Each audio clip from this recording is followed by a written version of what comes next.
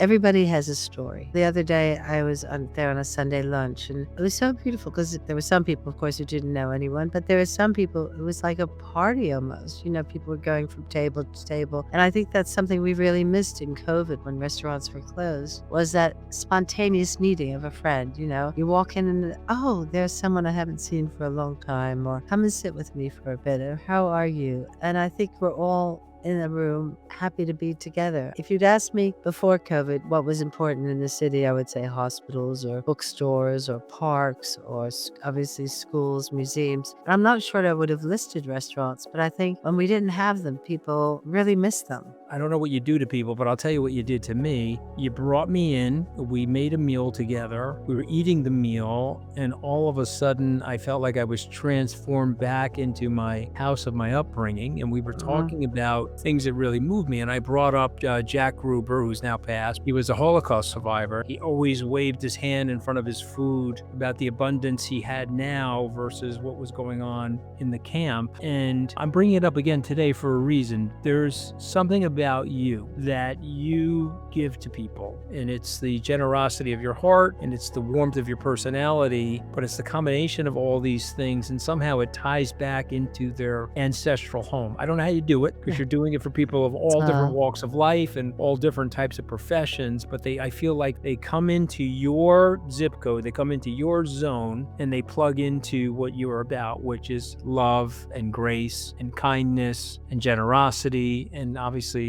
great food. Well, welcome to Open Book. I am your host, Anthony Scaramucci. I have one of my favorite people today, my podcast, Lady Ruth Rogers, who we simply call Ruthie. Anybody that's lucky enough to know her calls her Ruthie. So I'm going to call you Ruthie in this podcast, if you don't mind, Lady Ruth Rogers, fellow American.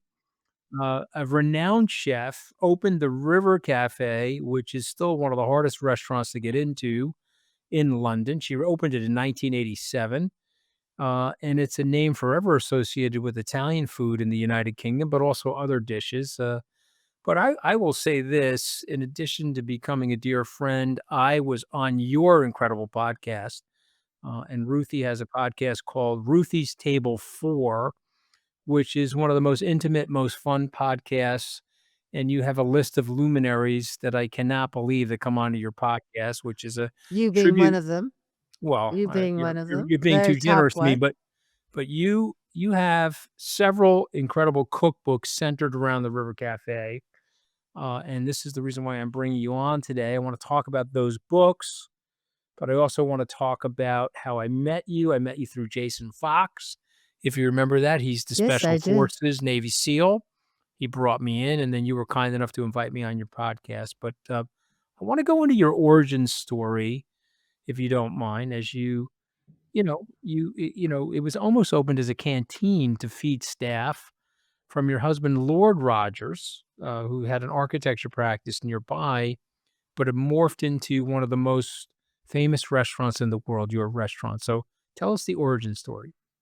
Well, the origin story, first of all, thank you. I'm so happy to be here with you. You are one of the great luminaries, if there are that name applies to the podcast. And we had such a good time. And what we found is that talking about food, talking about recipes, talking about one's childhood and how we ate opens up a whole an area of memory. And it was a good conversation. We all loved you in the restaurant. We love when you come in. You always say hello to the chefs, to the waiters, you make contact, and that's important to us, so thank you, and it's great to be here. How did we start? Well, I come from upstate New York, from Woodstock, actually, and I went to London when I was in my second year of college, and then in the '70s, Richard and I moved to Paris because he was the architect with Renzo Piano of the Centre Pompidou, the Beaubourg. And to skip over quite a lot, there's a lot to talk about those years in Paris in terms of food, in terms of books, in terms of memories. Um, we came back with the idea that we didn't want to have an architectural office in a building in the middle of the center of the city.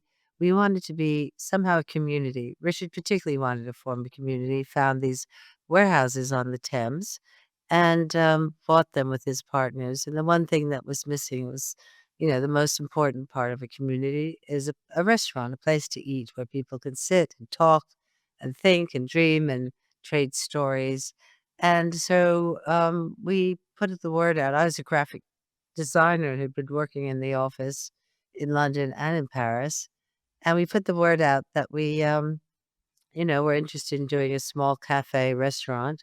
And the applications came in. And I remember I was sitting with Richard and we were skiing. And I said, the only thing worse than not having a place to eat would be to have a mediocre one. Maybe I should do it. And it literally was those sort of few words that changed everything in our lives.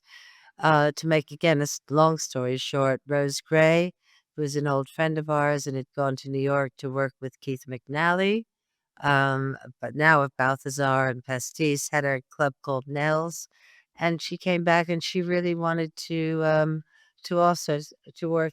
Oh, we had a guest. Come and say hello, Austin. You come up. We have a guest. Austin Butler is here, who's staying with me. Can he come and say hello? Oh, yeah, yeah, And Austin he's a great. actually but Austin actually knows my son, You know Anthony's and son, do you? so Austin, you No. may remember my Are son. you doing a podcast right now? Austin, you may remember my son, 𝗕cie Scaramucci. He absolutely adores you and says that you were Might not want someone that. he hopes he can stay in long-term touch with, Yeah, But con yeah. I really, what a special young man you raised. Yo, I've heard so many wonderful things about you. I'm so pleased to meet you. Well, same here, same here. God Yeah. bless you. Well, I I see don't that want to we all interrupt what you guys are doing we here, well, we but all see, she's the O-positive friend, right? She's friends with everybody, right? So she exactly, right? exactly. We all roads point back to Ruthie, Austin, right? It's so true, isn't it? Right, right, Yeah, she's the hub of it all. I know what you're saying because I can't hear you. Okay. All right, I nice must to see lots you. of be love. here for Good to good. see you. Yeah, I just wanted to bring you that. Thank All you right, so see much. that's so apropos to this podcast because that's you. Every person that walks through the city of Yeah. London comes to see you either in your house or at your restaurant. But Mm. I got to meet Tom. If you don't mind me name dropping, I got to meet Tom Ford in your house. Of Oh, course, I yeah. told him I'm too big for his suits. I'm too I wide. know. You were I can so only cute. fit in his sunglasses, But he told me he would make me a suit, That so I was got to very take him up funny. on that. Take him up on it. I should take So him up. so basically we did the we had the applications and then so Rose Gray came back from New York and she wanted to open a restaurant. So I got in touch with her and we went to look at this site, which was a tiny little space and where the warehouses were. You could just about fit, 6 tables in. And we thought, well, let's do it. I'd never cooked in a restaurant. I was a home cook for lots of children.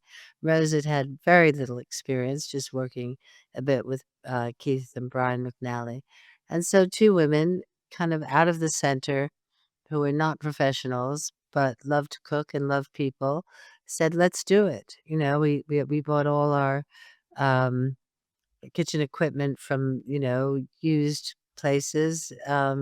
We went to buy tables and chairs from the reject shop. Richard helped us with the architecture, if you could call it that. We opened up a little place called the River Café, where you could either have sandwiches, in case Rose, in which case either Rose or I would make the sandwiches, or a pasta and maybe it was a piece of lamb and some cake. And we would just share the responsibilities. And that was in 1987, 38 years ago. And from there, we just grew very, very organically, very slowly to, I guess on Sunday we did 250 covers for lunch. And now we can fit in, a lot more tables. We have 30 chefs. We have altogether we employ about 140 people. And we've written 13 cookbooks. So, but slowly. Okay, but there's something you're doing. You have a personal magnetism that it's hard to really explain unless you're in your presence. So, how did we get this personal magnetism? I don't know. I know that you were a Woodstock girl. I know you're the product of the late '60s and the early '70s. But there's a level of authenticity that you have that it's not just the people in the UK, but it's people around the world are drawn to? Why is that? What is it about you? Oh, well, that would have to be for somebody else to say. I can't possibly talk about myself. I think I was brought up with a lot of love. It's quite simple as that. My parents were, very kind. They were very patient. I had a sense of family. It was a house in the country. My father was a doctor. My mother was a librarian. And it was a place where people gathered. People seemed to come to our house more than we went to other people's houses. And, I think it was nurture. It was, just a lot of kindness around me, I suppose. And then I entered into a family when I married Richard, which was the same. He came from an Italian family. He was born in Florence. His mother was from Trieste. And, um, and I think that that sense of community, social responsibility, and when people work for you, you take care of them in a way that is responsible, nurturing. We also obviously run a business which has to have rigor and has to have responsibility. But behind that are the values that I think we started when we were um, opening the River Cafe are still there, 38 years later. I know you're working away. I mean, yeah, you are a perfectionist, and it shows up every night in the food that you're serving. But why do you think Italian food? I mean, I have my opinion as a Italian American, but Yeah. why do you think Italian food resonates in nearly every culture? Is it just the taste, or is there something to do with the value system behind it, or a Mm. combination of the two? What do you think? I'd say it's probably a combination of the two that um, people learn to cook through their family. They eat at home very often. They have, if they're not in the city center, they have a garden, even if it just has one lemon tree and Amalfi or an olive oil tree in Tuscany. I think that there's a very it's actually quite simple Italian food that it isn't masked. It isn't hidden under a very, thick sauce, although I love sauces in French food. I think when you take a piece of fish and you grill it, we find the local herbs and you put them over it with some olive oil and lemon, the integrity of the ingredient has to be there because that's what you're eating.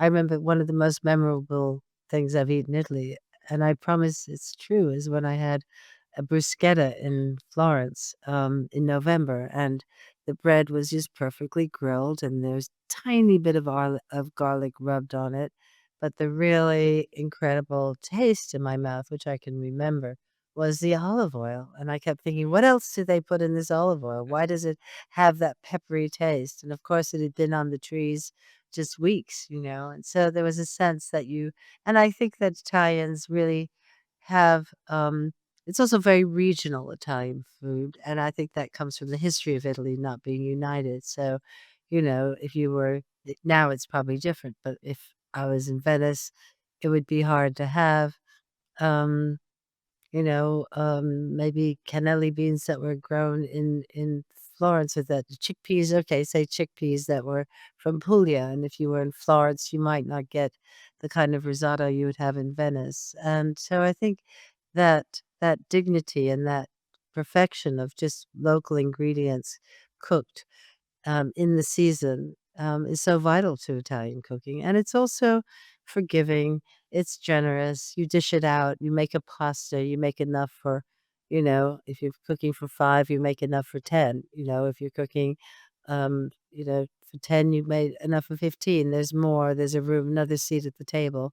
And I think that goes through a lot of cultures. I think you'll find that in Greece, you'll find it in France, you'll find it in most places. But there's something about the warmth of Italy that I think is very immediate. Do you? Well, I think you're expressing it really well. I actually I bought some of your cookbooks on Amazon, and I flipped through them with my wife, and she said something that I'd like to get you to react to. She said, "Wow," she said, "I love this cookbook because less is more." Yeah. Ruthie has figured out that it's simple base ingredients, less is more. Is that part of your style? That's something that she identified? Is that something that you take with you in other aspects of your life? It definitely is, and I think the less is more might be from the architect Mies van der Rohe, Hmm. who was Hmm. a great Interesting. architect in the Bauhaus, and it was a reaction to the complexity of architecture and design before that, saying you could simplify it to, a few columns and sheets of glass and maybe one story, that you had less was more.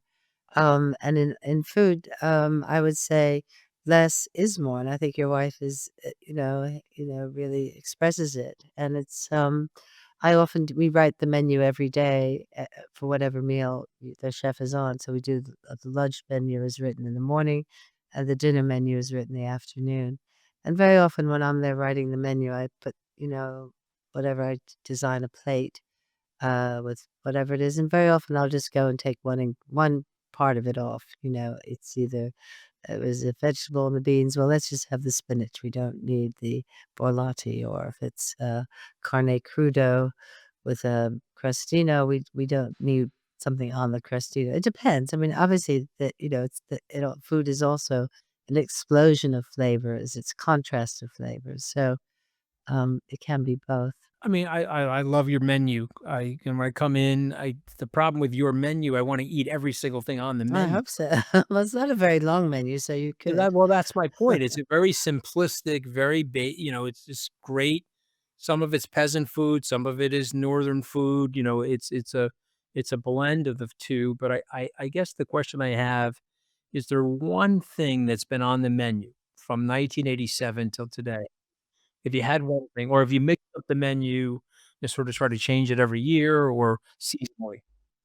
Well, I think there are a few things. I I do think that the squid that we do, which is the squid Delicious. with the tentacles, but you flatten it and you score it, and then when you put it on the grill, it curls up. When we do it with the red chili sauce and just a piece of lemon and some rucola, I think that might have been there on the first day. I think the lemon tart that we have was there Delicious. on the first day, a caramel ice cream, and I think that. Probably, uh, well, the pastas change every day, but it's not on the menu every day, but a pasta that we go back to over and over again when there are so many fancy and complicated pastas. We just love a pasta with slow cooked tomato sauce. For me, that's my go-to comfort food. And so I think it was fun because we had our birthday the other day, and our 38th birthday, and we gave everybody in the restaurant a copy of the very first menu because we still had it. And there were some things we really had a laugh at, mostly the prices. But there was a Papa Pomodoro on the very first day, quite a few complaints from customers saying, "I didn't come here to have a bit of bread and tomato." And now, of course, it's changed. I mean, your ears must ring a lot. The cliche when people are talking about you, your ears are ringing because I talk to you, lots of people that know you, and the most resonating thing that comes back to me from the people that know you and frequent your restaurant is they feel home. They feel like Mhm. when they come through the door, the River Café, Mm. they're in their home. Mhm. Literally, they've got a group of people that are fun. You do such a great job with your staff. I want to talk a little bit about that. But you feel so welcomed, and you feel like you are now home and you're going to sit down and relax and have this great meal. So talk a little bit about that. How do you create that culture? Because I go to a lot of restaurants, Ruthie, and some of them are industrial, some of them are mechanical, some of them have great food, but they have like a time fuse on the table. They want to get you out of there pretty quickly to replace you at the table. But when people walk into the River Cafe, they feel like they have an extension of their own home. How did you manifest that? And tell us a little about how you talk to your staff about creating that atmosphere. I think that, as to me, that is, the nicest thing that anybody could say, and thank you for that. I think what you think, well, why do people go to a restaurant when you could eat at home? You could order in. There's so many alternatives. And so, I think that people go to a restaurant because, in a way, maybe there are many reasons. But for us, I think we want people to feel that they're going to leave, for me, happier than maybe when they walked in. They'll feel that they have been looked after. They feel that they have of course, had something delicious to eat. And I think if you make an atmosphere where we welcome people, we don't obviously have a dress code, we don't say the way you have to be or look or behave, or it doesn't matter who you are, how much you're going to spend, that you are in our home, and we want it to be as welcoming as you would, when somebody comes into my house, we greet them at the door. When they leave, we take them to the door. When they enter, we offer them a drink. When we, we listen to how they're feeling. And I often say to the waiters, and the staff servers, as you call them, we don't know what these people experienced today. They may have had bad news. Somebody in their family may have be in trouble. May have had great news. They may have had a promotion, or their daughter might be getting married. They may have saved up for quite a long time to come to the restaurant. They may want to share something. So I think everybody, I always think that when I look at the table, when I look at the restaurant from wherever I think everybody has a story, and I think everybody has a story. And for us, the other day I was there on a Sunday lunch, and it was it was so beautiful because there were some people, of course, who didn't know anyone, but there were some people, it was like a party almost. People were going from table to table. And I think that's something we really missed in COVID when restaurants were closed, was that spontaneous meeting of a friend. You walk in and, oh, there's someone I haven't seen for a long time, or come and sit with me for a bit, or how are you? And I think we're all in a room happy to be together. If you'd asked me before COVID, what was important in the city, I would say hospitals or bookstores or parks or obviously schools, museums. And I'm not sure I would have listed restaurants, but I think when we didn't have them, people really missed them. It's about our togetherness, I think, and you've Hmm. captured all of that, all the elements. The food is about our togetherness. It represents a cultural totem for us. I feel like when people are sitting down to a meal, there's usually a generally relaxed setting, if you will. And I want to flip it over to politics for a second, but not to get overly political, but just talk about a state dinner as an Yeah. example, or about how food helps us get along with each other or builds a closer bond to each other, which could be from a state dinner to heads of state just sitting down and having a meal together, how that differentiates them from, like, saying, being in a conference room, Ruthie, where they're, it's a little colder, isn't it? Yeah, I've seen that. You see, I've been to one state dinner at the White House, which was, it was with President Obama, and it was incredibly warm and kind. I've been to dinners at the embassy here when I have to say, when, there's a president whose politics I appreciate. I find, as it's a very worrying time right now. Let Yeah, me say no that. question. Well, Um, I feel that way, so we share yeah, that. I do. We share that, and it just is, at a time when we just want to be, together, when we want to. That's who we are. We're people who welcome people. We're people who take care of people. We're people who respect and are dignified. And so this what we're going through right now is deeply disturbing. But I think when you are around a table, when you have people sharing food, when you have people passing food, we often like to do plates of food that you pass around. You make eye contact. You very often I always like to serve the person who's next to me before I take it for myself. And that kind of communication is saying we're here together and we're taking care of each other. And that I think is a value that is lacking today, and I think it's there, but we just need to bring it out much more. You've cooked for rock stars, you've cooked for presidents and prime ministers, you've cooked for award-winning Hollywood actors.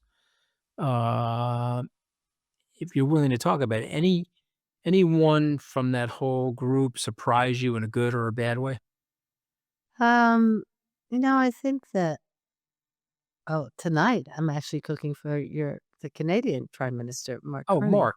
Yeah, He's coming here tonight. okay, yeah, great friend of mine, Great friend. we started at Goldman Sachs together, Mark and I, Yeah. so Well, I it's know his Prime wife. Minister Carney for eh, 30 plus yeah. years. Yeah, it's his wife Diana's 60th birthday today, so we're Oh, having a birthday dinner for awesome. her here, Well, if you get a chance, and give him my regard. Well, of there you go. course There's I an will. example of a hell of a Yeah, guy. What a yeah, wonderful guy he is. amazing person. So we knew Mhm. and loved him because he was the governor of the Bank of England here. And I think, sometimes you have a table of people, well, if you have people who love to sing, sometimes we just start singing around the table, and that's again a shared experience. I think that I can talk about the people who are, either great actors or you're great singers, but I think for me, whoever walks into the River Cafe, and we say that to whoever it is, comes to the River Cafe, we treat them as if they were, they are the most important people. And I think it does depend a lot on how the atmosphere is of the people who work for you. How do you treat the people who work for you? And that's as important to me as a culture. The people who serve at the table, the people who cook the food, the people who make the drinks, people who wash the plates. You want to make a place that everybody wants to come to work. And I always think that's why I go to work every day, because I think also if they know how important it is for me to work every day, they'll want to come to work. And it's treating people as individuals. It's as simple as, treating through hope rather than fear. It's understanding what each person does best to his abilities or her creative talents. It's just using the River Cafe. If it's a home to the customer, we also want to be a family to the people who work there. Anybody in history that you say, geez, I wish I had cooked for them? Anybody Yeah, come to mind? yeah. Nelson Mandela? Nelson Mandela. Yeah, so you didn't get a chance to cook for No, that him. was not a possibility. Yeah. But, for me, to have had Mandela come into the restaurant would have been a huge honor. And we did cook for someone the other day who was very close to him, so there were a lot of maybe that also brings up images of him. And I'm a political person. I think about a society and politics and the big P of politics, how we can govern, how we can tell the truth, how we can, you know, believe in people. Yeah, right, and right or wrong policy as opposed to what I love about you is just common sense. We're trying to make things better for people Yeah. and, raise living standards, which is important. We don't wanna have too many have and have-nots. I think that Mm-mm. creates levels of unfairness, and it reduces people's ability to think that they can attain things? Mm. So so table 4 at the River Cafe, Conversations About Food and Life. Tell us about the book. Tell us about Oh, what yeah. went into So, the book. well, we Tell us have this about book. What's really nice is that we have actually, at the moment, we have 2 books. So, we have Table 4 at the River Cafe, which is coming out in March. Um, and then we have this new book. Can I tell you about this book, which yeah, is please. a book that I just finished, which has The actually Squeeze been Me, the lemon book? published. Yes, so this is the Lemon Yep. book, but Yep. it's a book that I did with 𝗕'𝗺𝗁𝘁, great artist, and I've been asking Ed if we could do a book together for years, and he finally said, "Yes, Ruthie, if it's one ingredient and if it's not too big." So this little book, it says 50 recipes, and every recipe has lemons as an ingredient. So, and he did these beautiful photographs of it. So that's come out. That's a very simple book that we've done. And as you asked the question about Table 4 at the River Cafe, that really is the story of the podcast, which we started. It was actually, during COVID when we wanted to reach out to people who were, not able to come to the River Cafe. And I thought of doing just a recipe every day, saying, let's just read a recipe every day. And then a friend of mine, Graydon Carter, your friend, said, Ruth, you gotta have to segue into a story. Why don't you try and think what more you can do with this? So in the first interviews, we did, I think the first one we did was with Paul McCartney and all people who were so kind. Probably had little to do during COVID. Paul and Wes Anderson, I think Jake Gyllenhaal, and Michael Caine. That's right. And so we did those to practice and asked them to read a recipe that they loved, and then to talk about their life through food. Did your mother cook? Did your father cook? Did you go to restaurants as a child? Did you do you cook for your children? What? And then the last question, and then stories come out of that. One of the things I've found is that very, very few people in my experience of the almost 200 interviews I've done have grown up entitled, so they see food almost as a measure of their success. When they were able to order without looking at the prices, when Paul McCartney said he had a good glass of wine, when Trudy Styler described, having to keep potatoes under her bed as a child growing up. Elton John told us about shelling peas with his grandmother. So everybody, Nancy Pelosi, who we love, never ate a meal until she left home without a tablecloth. So food is revealing. Food tells you. So we did these, as I said, everyone has a story. So table 4 at the River Café, this book here, I don't know if this is being filmed, was approached by Amy Bell of Simon& Schuster and said, I listened to the podcast and I think it would be a book for people to read. So they chose I would have liked to have had everybody who's on a podcast, but the editors chose it was only from series 1, 2, and 3, I think. And the food is divided into food is family. So we have all the McCartneys. We have who else do we have? We have the McCartneys. We have Salman Rushdie. We have my family.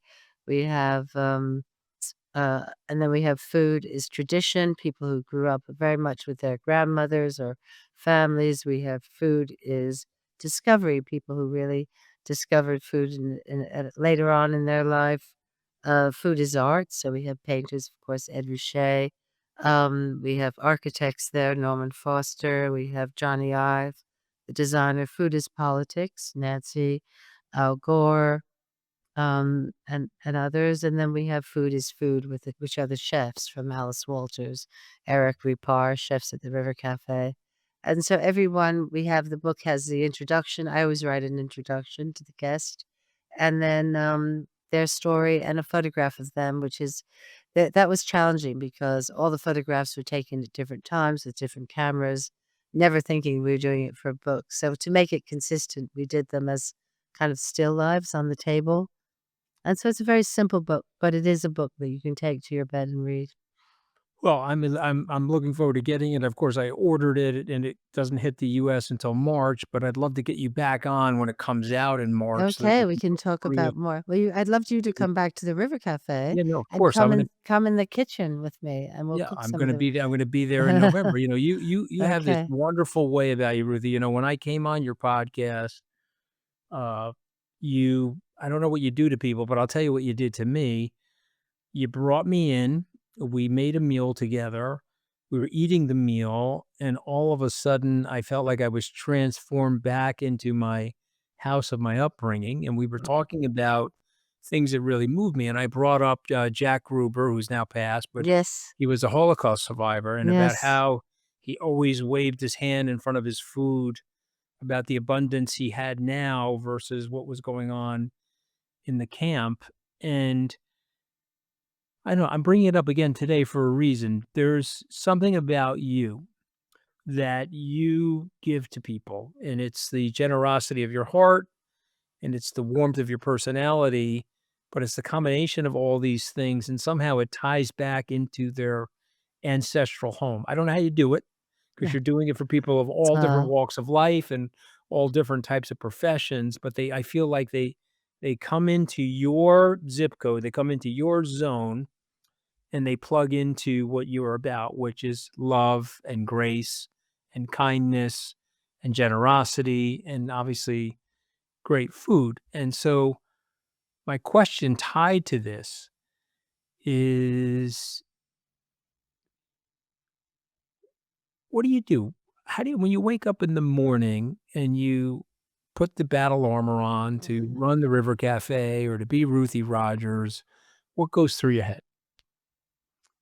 well, I think first of all, You're one of the nicest people, and I remember how we met immediately became it was so easy, wasn't it? I met you, we started talking, we viewed the same place, and you're very affectionate, very kind. We don't have armor. We have, sometimes I think, the phrase it goes, through my head when people praise me. I think if only they knew, if only they knew how challenging life is as well, with our family, and we're always trying to do that. But yeah. So I think I wake up in the morning, and it depends. Sometimes I don't have time to think. I'm late and I have something to do, and a child is here or a phone call has come through, but I try to really think, look around me and think. And I know it sounds like a cliche, but I am very lucky. I'm lucky in people like you, people like my children, the people I work with, being so kind and so good. We all need help. Everybody needs, as I said, everybody has a story. I have stories, you have stories, and we know that life is tough right now, and maybe always is. I know so many people who are worried about their children, worried about their work, worried about their finances, worried about their health, and it is something we all share and we all live with. And how we get through that is, I think, by really being there for each other.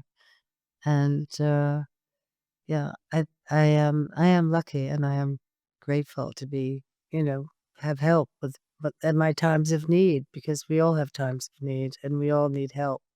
And I have that from my family and my friends, and how lucky am I? Yeah, amen. All right, so we're down to the 5 words. So if you listen to my podcast, me and my producer, we come up with 5 words, and we ask our author to respond to the 5 words. I'm going to say the word, and you give me a sentence or two. So if I say the word home, Ruthie, what do you think about? Safe. Okay. And what about the I word? think, Go ahead. yeah, I just feel that when you open that door, and you're home, you want to feel that you're in a safe place. It doesn't have to be big. It doesn't have to be protected by, I don't mean safe in the words that has gates or codes, but that you feel that you are in a safe place. When I say the word resilience, what Mm. do you think about? I think that of all in this age, and as I've come to think about life, I think that if I can teach my children and my grandchildren resilience, that is almost the greatest. I say two things: resilience and empathy. I think empathy and resilience is what we need to get through life. Food. Say the word food. Food. Oh, food. Well, that would be pleasure. It would be comfort. It would be love, really, way of expressing love. Mm, yeah, it's beautiful. Rose gray. I say the 2 words Ah, rose gray. You say what? I miss her. She was a force. You would have loved her. She was, so dynamic. She was such a great teacher.